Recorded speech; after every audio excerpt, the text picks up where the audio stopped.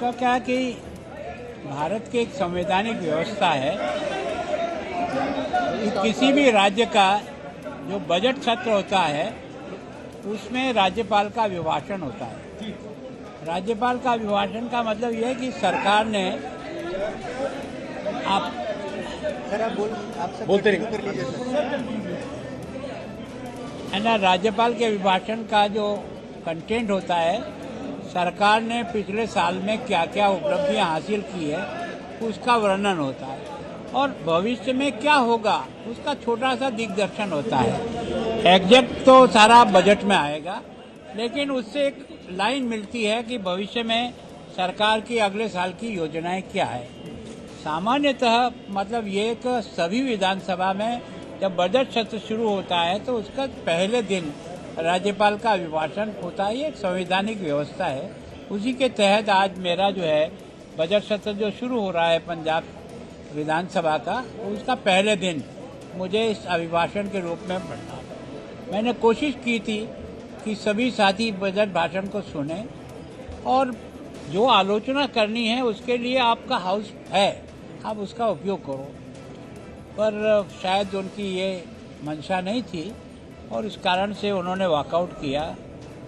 मेरी रिक्वेस्ट अभी भी है कि जितना फ्लोर पर आप अपनी चीज़ों का अंकित कराओगे उतना ही आप फायदे में रहोगे। अगर फ्लोर का उपयोग आपको अपनी बात को रिकॉर्ड कराने में नहीं किया तो इसमें नुकसान आप ही का होगा। मैं सोचता हूँ इसका उपयोग होता है जनता के लिए कि आप जो कहना चाहते हो वो अधिकृत रूप से आपका जाए, लेकिन सामान्यतः सारे देश में एक ऐसी परिपाटी सी पड़ गई है, उसके कारण से ये लोकतंत्र के लिए एक अच्छा विपक्षी दल के इस रवैये को कैसे देखते हैं? देखो, मैं सोचता हूँ ऐसे नहीं है। जैसे कई बार हम भी विपक्ष में रहे हैं तो हम लोग भी इसी प्रकार का काम कर जाते हैं कई बार, पर मैं सामान्यतः विधानसभा में लगभग 40 साल रहा हूँ। मैंने हमेशा अपनी पार्टी को इस बात के लिए एग्री किया कि ऐसी कोई समस्या जो भयंकर ही आ गई हो कि वो बात अलग है, बाकी सुनना चाहिए और सुन करके कम से कम जब वापस जवाब दोगे आप इस राज्यपाल के अभिभाषण पर जो चर्चा होगी उसमें आप अपनी बात को बहुत मजबूती से रखो, उसकी आलोचना करो, रिकॉर्ड पर लाओ, जनता को पहुंचाओ, ये तो हो सकता है। सर, एक दरअसल आपका अंदर हुआ था, आप पिछले 1 साल मानसा की जो सरकार है, इस सरकार की कारगुजारी को कैसे देखते हैं? देखो, मैं सोचता हूँ कि जैसे नशा मुक्त है, मैंने भी यहाँ की समस्या को बहुत ही नज़दीक से जाकर के एरिया में देखा और सरकार ने भी मार्च से लेकर के मार्च 25 से जो प्रयास किया है और जिस प्रकार का काम किया है उसका असर मैंने विलेज कमेटी की बैठकों में भी वहाँ के गांव के लोगों से सुना है कि जिस प्रकार से पहले खुलेआम बिकता था, हर जगह और हर गली में दिखाई देता था, उस पर कमी आई है, इसमें कोई दो राय नहीं। और मैं सोचता हूँ कि केवल मार्च से लेकर दिसंबर तक 31,000 FIR दर्ज होना, ये अब तक का किसी स्टेट का रिकॉर्ड नहीं होगा। जो पंजाब ने इसको किया है, लगभग 41,000 लोगों को अरेस्ट किया है।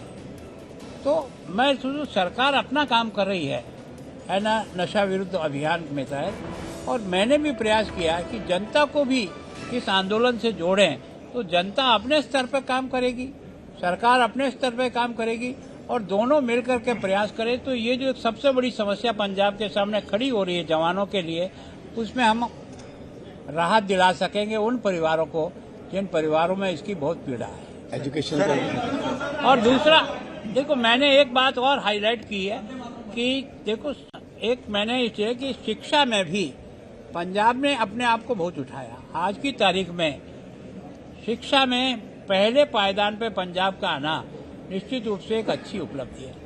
जहां वंदे मातरम कह रहा, तो मैंने आपसे भी आग्रह किया है कि अब सरकार ने सभी जगह पैटर्न बदला है।